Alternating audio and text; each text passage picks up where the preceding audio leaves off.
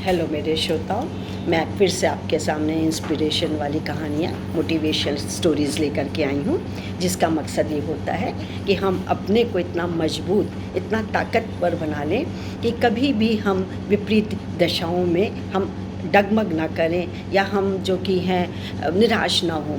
तो ये बचपन से लेकर के अब तक प्रेरणादायक कहानी क्यों चली आ रही है, इसका मतलब है कि कहीं ना कहीं इसका महत्व ज़रूर है और हमारे शरीर पे नहीं बल्कि हमारे शरीर और मानसिक स्वास्थ्य के लिए भी ये बहुत ज़रूरी होता है।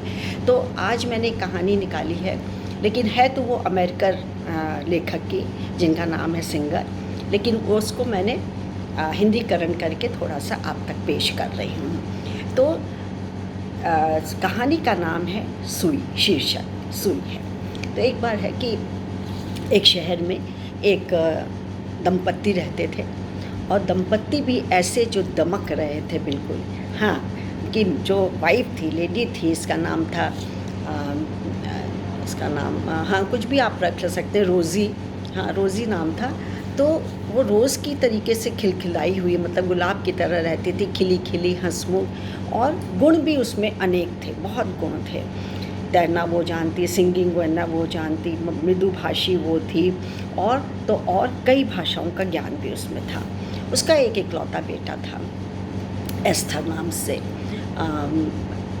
एस्थर पति का नाम था, बैन उसके बेटे का नाम था। तो अब बैन भी अपना जवान हो रहा था। अब तो वहाँ तो सिस्टम ही ये है कि भैया लव मैरिज की और बस आके बता दिया, आशीर्वाद लेना है लेना है, नहीं तो अपना घर में चले गए, दूसरे घर में चले गए। लेकिन ऐसा हुआ नहीं वहाँ पर। और रोज़ी थी जो स्त्री, जो गुणवान थी और बहुत खूबसूरत थी, और पैसा भी अथाह में था, इतना ज़्यादा पैसा कि खर्च करते करते भी खर्च ना हो पाए। खैर, वो बात की बात है। तो वो सोचती थी कि मैं अपने बेटे बहन के लिए बहुत अच्छी बहू, सुशील ना हो, कहीं ऐसा ना हो कि मतलब कटु वचन की हो, खूंखार हो और झगड़ालू हो, इस तरीके से हो तो जीवन ही बर्बाद हो जाता है। ऐसे किस्से कहानियों मैंने सुने भी हैं और आस पड़ोस में देखा भी है। तब उसके पति एस्थर ने भी कहा कि भाई कब तक इसको ऐसे रखोगी कुमारा, चलो कहीं तो कुछ तो ढूंढो। तो वो बोली रोज़ी अपने हस्बैंड से कि ठीक है, चलिए आज मेरे साथ आप चलिए, फलाने गांव में चलते हैं। चले गए। बिल्कुल अपनी खूब आलीशान गाड़ी थी, लेकिन नहीं, वो अपने टैक्सी में गए, वो भी साधारण सी, साधारण कपड़े, न ज्वेलरी, न कुछ भी नहीं, बिल्कुल साधारण, बल्कि साधारण से भी नीचे करके। अब वो पहुँचे तो एक जगह उन्होंने अपनी टैक्सी रुकवाई और कहा कि इस दुकान के अंदर जाना है। उस दुकान के अंदर चले गए वो सब लोग, दोनों जने। तो उससे कहा कि काउंटर पे जो रिसेप्शन से दिखाने वाली थी, उसका कि सुई दिखा दीजिए। बोली कितनी बड़ी सुई दिखा दूँ मैं आपको? तो बोली कि आप जैसे भी हो आप डिब्बा दिखा दीजिए। बोली लेकिन आपको पहले बताना पड़ेगा, फिर आप फालतू में मेरे को इधर से उधर दौड़ाएंगे, और एक सुई के लिए आप इतनी दूर से आई हुई हैं और दो लोग सुई देखेंगे, एक सुई के लिए 2 जने के आने की क्या ज़रूरत थी? बड़ी कर्कश, बड़ी रूड थी वो तो। खैर, डिब्बा लाई तो उसने देखा रोज़ी ने, तो बोली नहीं, इसका छेद तो बहुत छोटा है, तुम थोड़ी बड़ी सुइयाँ दिखाओ। तो बोली आप एक बार में नहीं कह सकती थी कि बड़ी सुई मुझको चाहिए होती, बड़े आई की होल की सुई चाहिए? आप एक बार में नहीं बोल सकती, एक सुई के लिए आप 2-3 बार मुझको दौड़ा रही हैं, ये कहाँ की शराफत है? लेना है या खाली पीली ऐसी बात करनी है आपको? तो उसका कि हाँ भाई लेना है, क्यों नहीं। तो बस अब लाई, डिब्बा लेकर आई और वहीं काउंटर पे पटक दिया। तो उसने देखा कि सुई तो उसको लेनी भी नहीं थी, उसको तो एक्चुअली में बहू के स्वभाव से परिचित होना था, जो अपने लिए डॉटर इन लॉ ढूंढने गई थी। देखा बड़ी खूंखार थी, बड़ी कर्कश थी, और उसके बाद जाते जाते बोली कि अच्छा हुआ चले गए, फालतू में खाली पीली मेरा टाइम बर्बाद किया, अच्छा हुआ वह तो बला टली। और फिर एक दुकान के बगल में ही उसमें दूसरे में घुस गई। उसने कहा कि भाई मुझको सुई चाहिए। तो लेडी थी भी खूबसूरत, लाल लाल बाल थे, नीली नीली आँखें थी, मुस्कान बड़ी अच्छी थी, मोहक थी वो। तो उसने कहा कि मुझे सुई चाहिए। तो बोली हाँ बिल्कुल, बैठिए, तो पहले आप बैठिए, तो आप क्या लेंगे, ठंडा लेंगे, गरम लेंगे, सब कुछ है यहाँ। बोली नहीं, हम लोग अभी घर से आए हैं, आप बस सुई दिखा दीजिए। तो उसने सुई का डिब्बा रखा, तो उसमें मिली जुली सुइयाँ थीं। तो उसका कि इसमें तो सब मिली जुली हैं। बोली नहीं, फैक्ट्री से तो बन के आती हैं अलग अलग, लेकिन ग्राहक लोग जो कि देखते फिर रख देते। लेकिन आप बताइए, मेरे पास हर प्रकार की सुइयाँ हैं। बोली अरे बेकार को तुम मेहनत करोगी, ले आओ। बोली नहीं मेहनत क्या, ये तो हमारा फ़र्ज़ बनता है।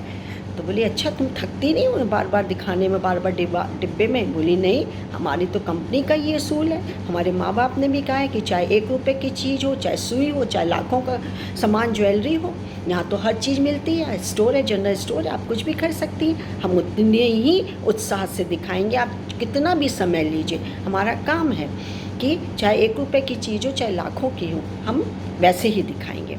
बड़ी प्रसन्न हुई और उसने कहा कि आप स्टूल जो कि है बैठने के लिए भी दिया और ठंडा पानी भी दिया, बोतल भी सर्व की उसने। फिर उसने कहा कि अच्छा मुझे ये जो रोज़ी थी जो लेने आई थी, बोली मुझे ये इसका सुई का छेद ना जो कि वो दिखाई नहीं दे रहा है, क्या मैं रोशनी में देख लूँ? बोली हाँ हाँ बिल्कुल, चलिए मैं आपके लिए स्टूल ले चलती हूँ। बोली नहीं मैं उठा लूँगी। रोज़ी बोली नहीं ये आपका काम नहीं, मेरा काम है। हमारी ग्राहक जो होते हैं हमारे देवता होते हैं, हम आपके लिए स्टूल रखते हैं। आराम से बैठाया वो, तो उसको बहुत अच्छी लगी। तो उसने कुछ भी, रोज़ी ने बिना किसी के टिप्पणी बांधे हुए, भूमिका बांधे हुए कह दिया कि तुम बहुत अच्छी हो स्वभाव की, क्या तुम मेरी डॉटर इन लॉ बहू बनोगी? वो तो अवाक, बिल्कुल सन्नाटे में।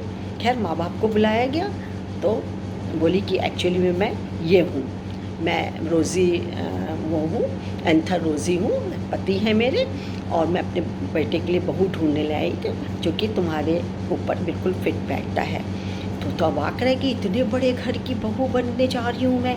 बहुत जश्न से वहीं पर सगाई की और थोड़े दिन बाद शादी भी हो गई बहुत धूमधाम से।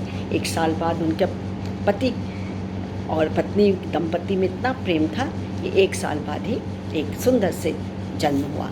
तो कहने का मकसद ये कि देखिए कि जोड़ियाँ या तो ईश्वर बना कर के रखता है कि हाँ कितने भी प्रयास कर लो, कुछ ना कुछ ऐसा हो ही जाता है कि ऊपर से बन के आती हैं। या फिर आप ये कहिए कि ज़िंदगी में जो खोए हुए पल होते हैं उसको हम ला तो नहीं सकते, लेकिन दोबारा से हम दुगने उत्साह और हौसले से यदि हम वो वाले पल को जीतना चाहें तो वैसे ही पल को हम खूबसूरत, वर्तमान पल को हम खूबसूरत बना सकते, क्योंकि पिछला पल हम नहीं ला सकते।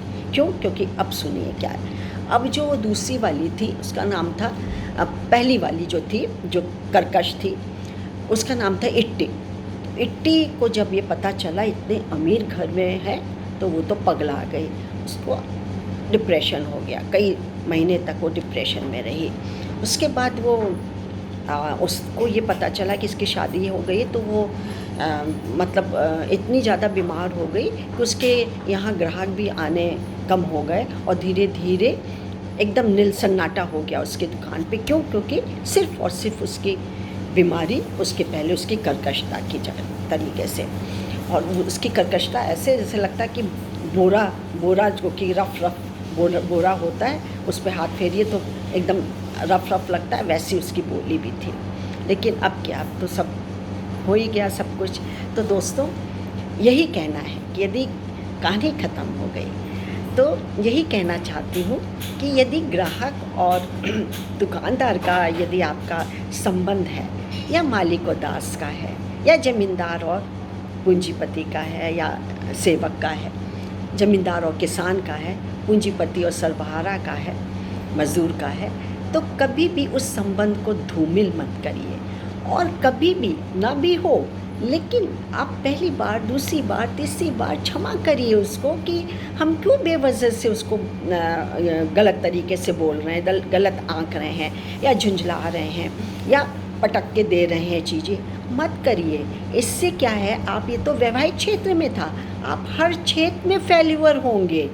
ये हुई ना फेल्यूअर, शादी भी नहीं हो पाई, बीमार भी हो गई और पैसे का भी घाटा हो गया। तो होता है, बिल्कुल यही होता है आम जीवन में, हमारे आपके जीवन में, कि कटु वचन बोला नहीं कि आदमी नज़रों से गिर जाता है, या तो किसी एक चीज़ से नज़रों से ऊपर उठ जाता है, या किसी कभी एक कर्कश आवाज़ से नज़रों से गिर जाता है। से में उठना और से में गिरना हो जाता है। तो दोस्तों कहानी का मकसद यही था, संदेश पहुंचाना, मैंने पहुंचा दिया है।